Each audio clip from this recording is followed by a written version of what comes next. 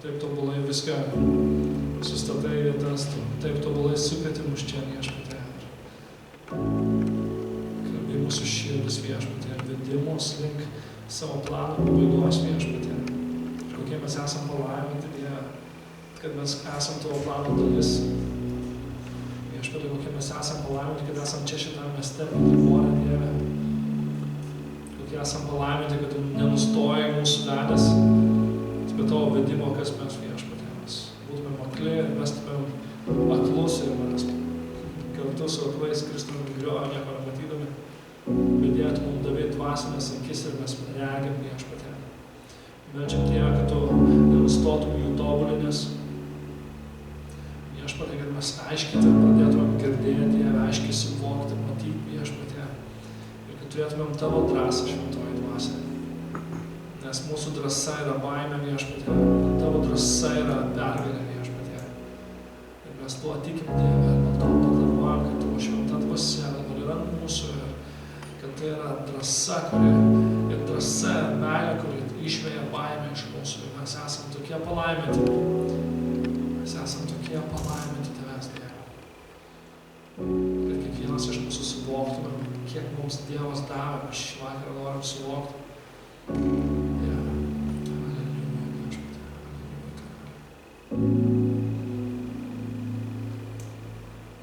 Šį vakarą noriu toliau tęsti apie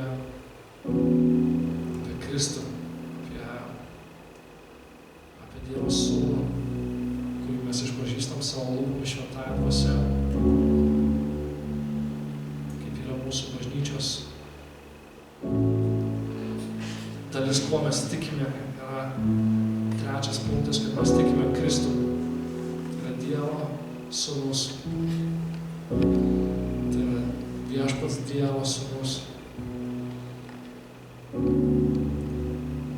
Mums yra duotas jo vardas, kad mes jį naudotumėm.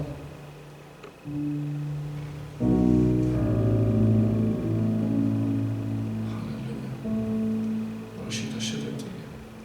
Mes tikime, kad į tikrą ir visišką mūsų viešpatės Jėzaus Kristaus dievybę, jo gimimo per nekaltą mergelę, jo tapimą žmogumi ir šventą gyvenimą be nuodėmės, jo mokymą, jo galingą mokymą,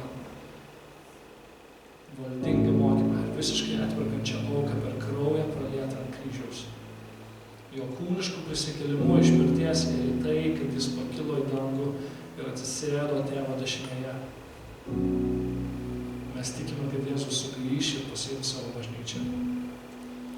Halleluja, viešpatie. Žinau, tai turėtų būti mūsų varikliukas. Tai ko mes tikim? Mes tikim Jėzų Kristų ir jo dievybę. Tai turi būti mūsų varikliukas, mūsų pagrindinis apreiškimas. Nes be šito apreiškimo bažnyčia yra mirus. Be to, kad Jėzus Kristus yra viešpats, mes jo neišpažįstam, kad jis yra mūsų viešpats, šita bažnyčia būtų mirus. Tiesą pasakius, šita bažnyčia net neegzistuotų, tai nebūtų bažnyčia. Tai turėtų kažkokią kitą pavadinimą. Dėl to, kad mes jį išpažįstam ir mes tikim, aš tikiu, kad mes tikim jį. Mes galim vadintis jo bažnyčia, mes galim vadintis jo mokiniais. Ir žinot, man be galo patinka Petras. Nes Petras yra ola. Žinot, Kristus jį pavadino ir sako, Petras yra ola. Ir ant tos olos aš pastatysiu bažnyčią. Jis nesupras, kad manęs neteisingai. Jis nesako, kad būtent ant Petro jis pastatys bažnyčią. Kaip kiti galvoja, dvi, galbūt netgi daugiau tų tokių apreiškimų. Bandymo paaiškinti, ką reiškia šitą eilutę. Aš tikiu, kad Kristaus bažnyčia statosi ant apreiškimo, kad jis yra viešpats, Dievas, Dievo Sūnus. Aš tikiu, kad bažnyčia statosi ant šito apreiškimo ir tai yra tas pamatas mūsų tikėjimo, kad jis yra Dievo Sūnus, Jėzus Kristus.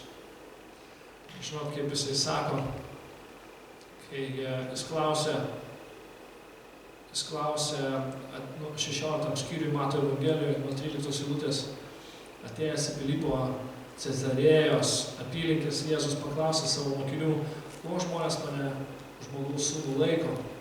Ir jie atsakė, vieni Jonu Krikštytoju, kiti Elijų, kiti Jeremijų, ar dar kuriuo iš pranašų.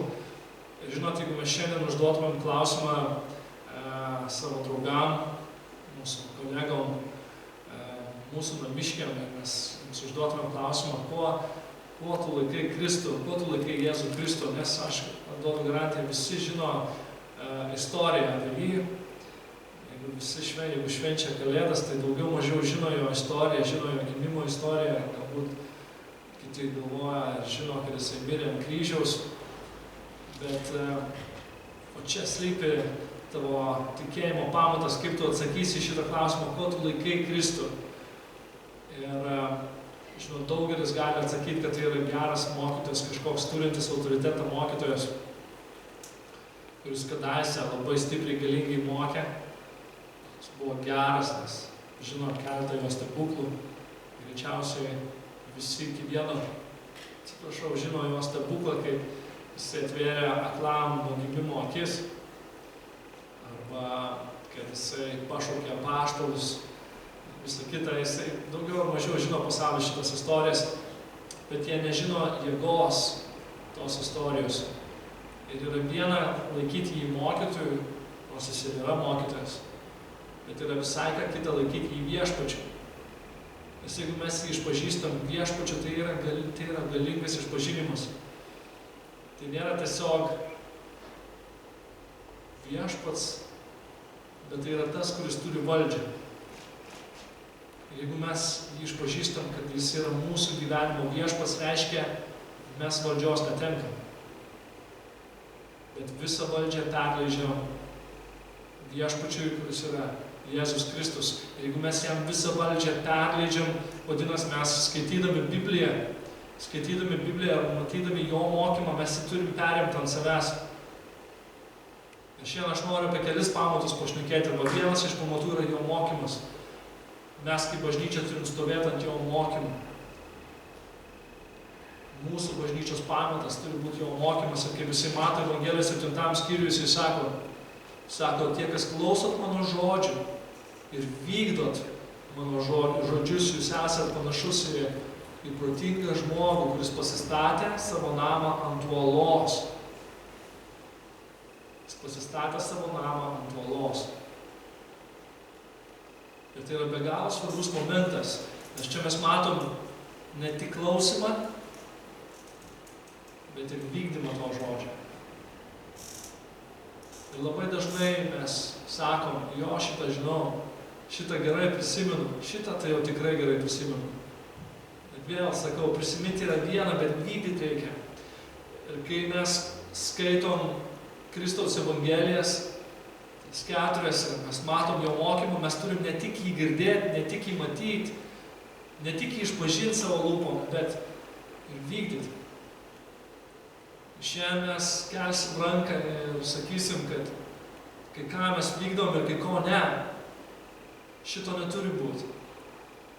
Jeigu mes jį išpažįstam viešpačiu, jeigu mes savo lūpom išpažįstam, jeigu mes tikim, kad jis yra viešpats ir mes norim vadintis jo mokiniais, mes negalim tiesiog pasirinkti, ką vykdyti ir ko nevykdyti, kas yra sunku ir kas yra lengva, kas patogu ir kas yra labai patogu, kas yra skausminga. Mes turim vykdyti visą jo mokymą. Ir tai yra suru. Tai yra sunku mums šiandien suvokti. Nes mes žinom jo mokymą. Mes skaitom jo mokymą ir mes žinom, kas mums yra sudėtinga. Galbūt šiandien Kristus ir nori tenais būtent taikyti. Būtent į tą vietą, kur jums yra skaudžiausia. Gal kai mes tiesiog suimti skausmą, suspausim kumščius ir kas bus, tas bus, aš vykdysiu tai, ką jis man sako. Gal mums tai pasirodys netgi labai lengva. Nežinot, vėl toje pačioje Evangelijoje jis sako, mano našta lengva. Mano našta lengva. Tai nėra, kad Jis mums sako ir mus palieka vienus. Bet jisai mums įsako ir duoda pažadą, nes aš tavęs nepaliksiu. Aš tavęs nepaliksiu. Žinot, kaip į kokį bokso turnyrą, jeigu eitum ir ten susitiktum su kokiu Muhamedu Ali ir tu jau prasideda varžybos ir tu žinai, kad tu esi menkas palyginus su juo. Jis dar save net karalium laiko, jis amžinas nugalėtojas, jis taip apie save sako Muhamedu Ali. Ir tu stovi ringė ir tu jau nuskamba gongas ir jau tas momentas, kada tu artėjai prie jo ir iš kažkur pas tavęs atsiranda jėgų ir tu šnai vieną kerti ir krenta Muhamedas Ali. Ir tu negali suvokti, kas čia tik ką nutiko, tu toks mažas, tavęs nieks nežino, tu esi visiškai menkutis ir tu jį nugalėjai. Ir žinot, kai mes dainuojam mūsų pergalę ir Kristus, mūsų jėga yra jo varde, va čia ir yra tai, ar mes to tikim, ar mes tik gėdam, nes tai yra graži melodija. Ir aš čia tokį pavyzdį padariau, bet paimkim ką nors, pavyzdžiui, iš Kristaus mokymo, jeigu jis sako, nešiokit vienas kito naštas ir galbūt ta našta atrodo tokia neįmanoma ir jeigu dar aš čia taip įsikišiu, dar aš čia pasirašysiu ant to, kad man reikės tą naštą dar ir įvykdyti. Bet o gal, jeigu tu tai padarysi, jeigu tu suskupsi tą savo ranką pakelti, ar tu pribėgsi prie savo sesers ar brolio, tu perlipsi tą liniją, kuri tavo taip atrodo ryškiai matėsi, kad ten labai skausmingai, aš jeigu žengsiu tą žingsnį. Tu galbūt pajusi tokį palengvėjimą, nes jo našta yra lengva. Nes jis tavęs nepalieka, nes tu nesi vienas, jeigu tu vykdai kažką, jeigu tu vykdai jo įsakymą. Po to kitas dalykas tai yra, mes esam akmenys, o akmuo yra kietas, akmuo yra stiprus. Akmuo yra kažkas tokio, stiprus elementas, kietas. Ir jisai Petrui sako, tu esi uola, aš tave pavadinau uola. Šiandien Kristus žvelgia ir jūs sako, jūs esat uolos. Tai nėra tik tai jo vardas, tai yra kiekvienam iš mūsų, mes esam stiprus.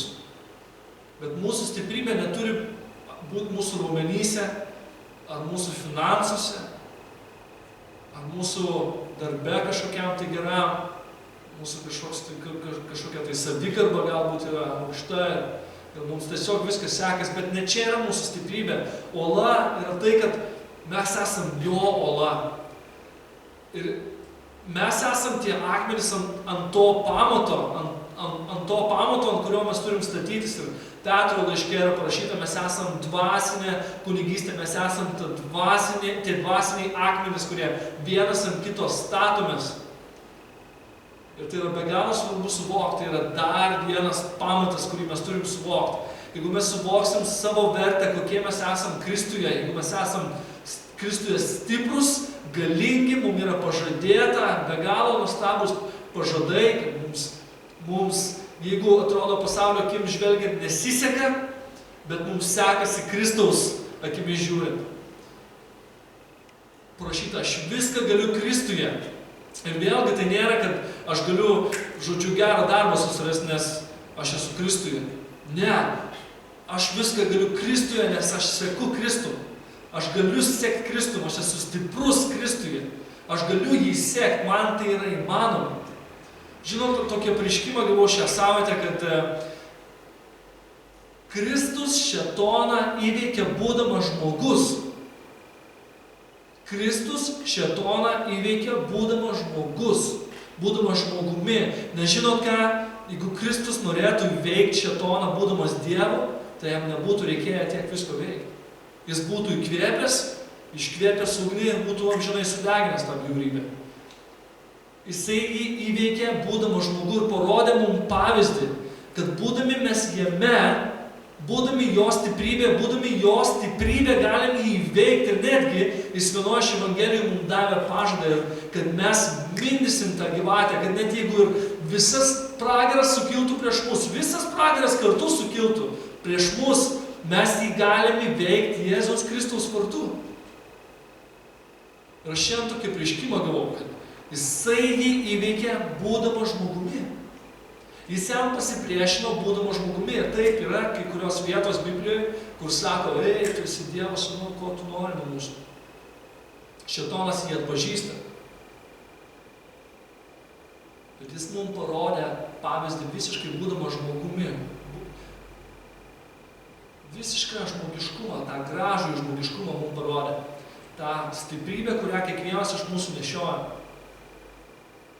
Mesgi nešiojam jo atvaizdą, kaip yra Timotėjui parašyta, turintis dievotumo išvaizdą, bet atsisakė jo jėgos. Čia sėdintis nėra atsisakę jo jėgos. Mes negalim sau leisti taip galvoti. Mes nesam atsisakę jo jėgos. Mes esam jo jėga. Mes nešam jo jėgą.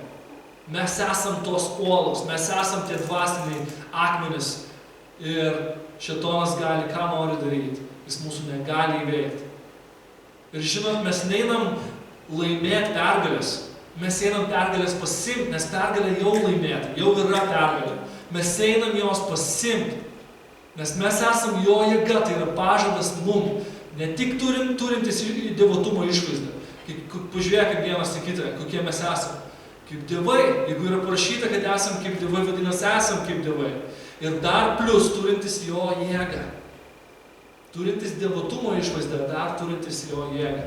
Tai yra dar vienas pamatas.